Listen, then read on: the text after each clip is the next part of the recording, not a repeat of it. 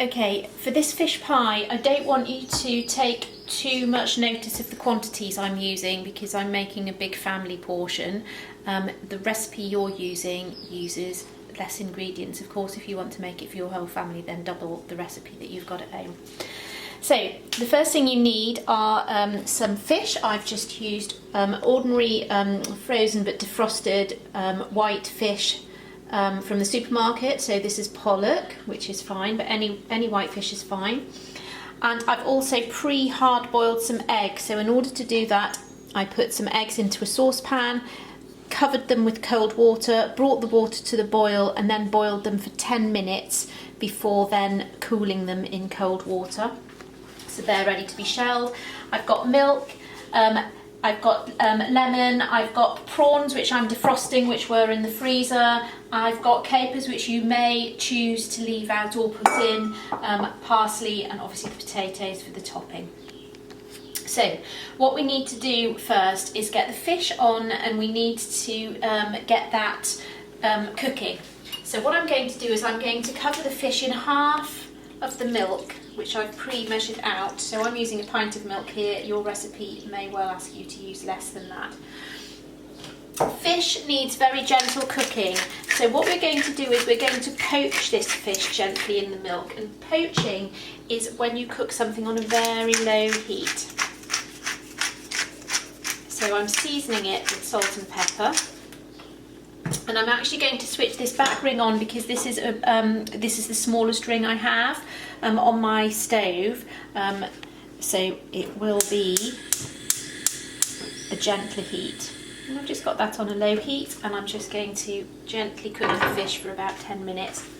Whilst I'm cooking the fish, I'm going to prepare the potatoes.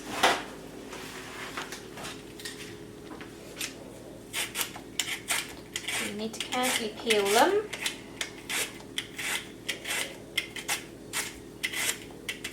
Once the potatoes are peeled, it's really important that you cut them into equal sized pieces. If you have big bits of potatoes, they're going to take longer to cook than small bits of potatoes, and then you could find you've got mashed potato which is lumpy and disintegrates.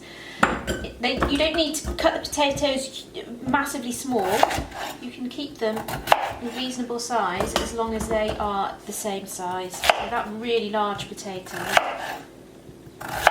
I've cut into 8 pieces, so in half again, and in half again, and that's plenty.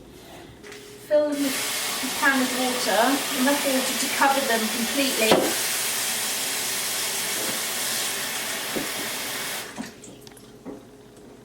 And you then need to bring that pan of water to the boil and boil the potatoes for about 20 minutes. Now I'm going to put a saucepan lid on whilst I bring the water to the boil, but I need to be careful because once this gets to boiling point it will boil over, and there's lots of starch in potatoes, and the starch will come out and it will be quite gelatinous, so you need to be really careful to watch that it doesn't boil over. And once the potatoes do boil, I may well not put the lid back on because I don't want to risk the potatoes boiling over.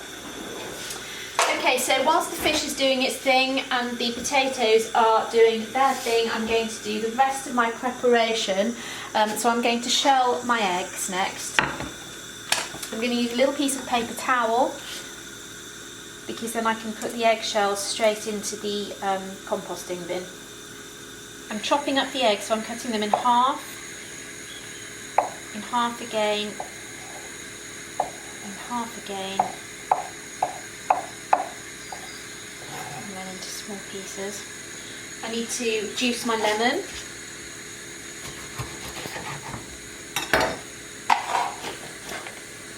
I need to grate my cheese for the top of the mashed potato mixture, and then I need to chop the parsley.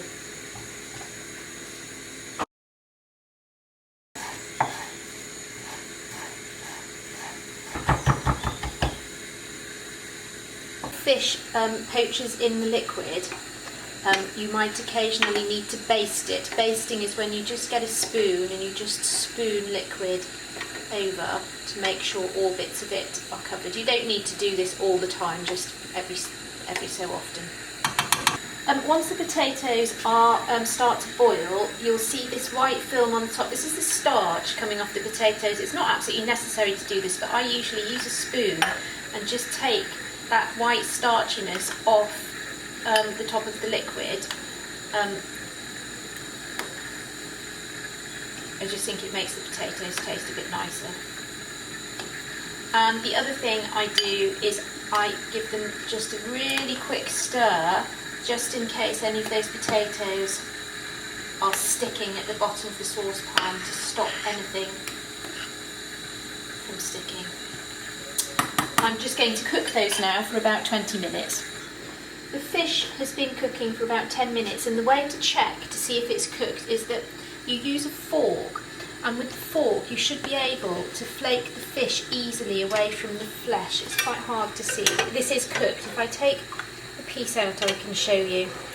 You're going to use a fish slice, contrary to what you think, this is just for getting biscuits off baking trays. This is actually called a fish slice. And if you look carefully, you can see how that fish is just flaking very easily away, forming little chunks. So we know that that's cooked. It really doesn't taste very long at all. So I'm going to take the rest of the fish out carefully. I'm going to use this milk liquid to make the sauce in a minute.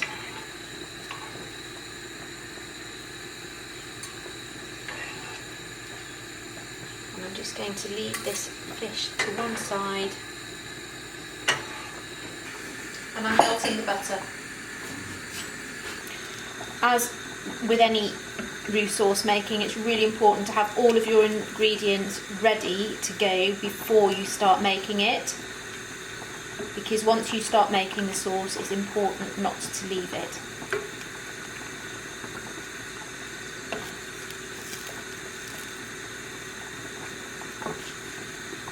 Okay, so that butter's now melted. I'm going to add the plain flour.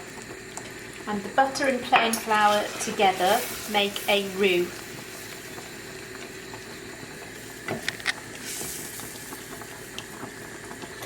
So I'm adding my milk a little bit at a time, and I'm making sure that all the milk is really nicely incorporated before I move on to add the next bit of milk. If you find that you do have a few lumps, use a balloon whisk and whisk. And once that milk is incorporated, we're going to also add the milk from the frying pan that we used to poach the fish.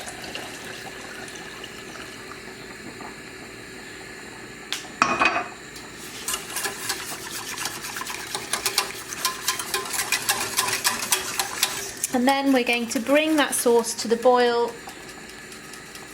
stirring it all the time. And I'm going to use a combination of the balloon whisk and the wooden spoon, because I want to get right into the edges of that saucepan with the wooden spoon, which the balloon whisk doesn't manage to do, and right across the base of the pan to make sure that none of those lumps try and form anywhere. As it reaches that boiling point, it will thicken. Remember, girls, what is happening is the starch grains are absorbing liquid and they are swelling. At 60 degrees, they start to really swell, and some of them start to burst. At 80 degrees, a lot of them start to burst, and by 100 degrees, all of them have burst. And when they burst, they release a gelatinous type substance, which is what gives the sauce that thickness. And that gelatinous substance, that starch which is released, is what is called gelatinisation. You may be asked this in an exam. So that's thickening up, and you can see that it's boiling there at the edges. And you've got a really nice thick sauce going on there.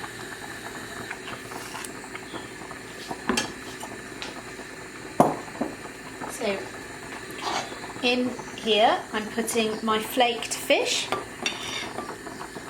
I'm adding my prawns,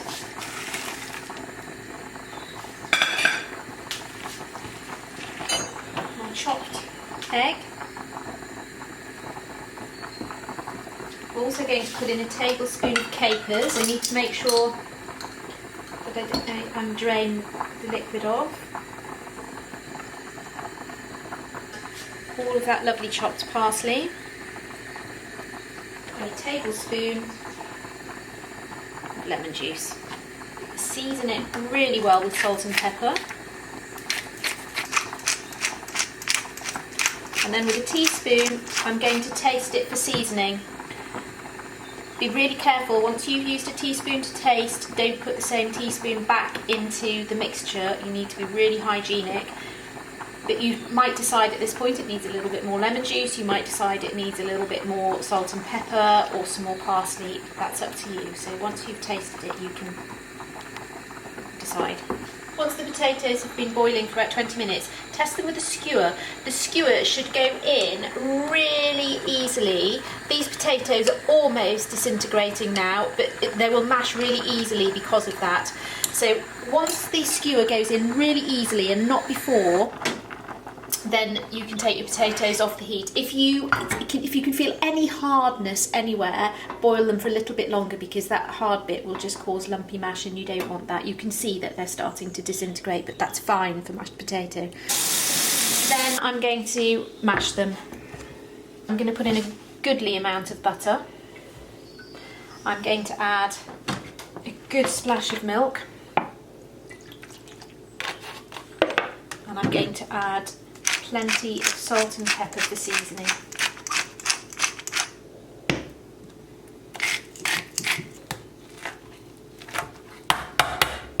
The filling is in the bottom of the dish and the potato is mashed, and I have deliberately left them both for about 5 minutes just to make sure they're a little bit cooler. If you put really hot mash into a hot filling, what often happens is it then sinks in.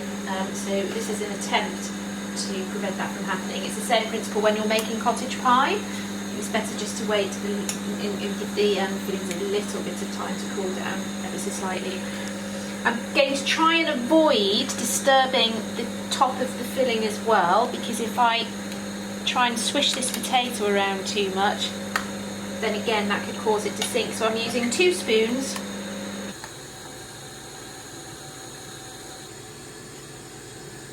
Carefully wipe the edges of this dish before I put it under the grill, because again it makes it look smarter. And there you have it, one really delicious fish pie.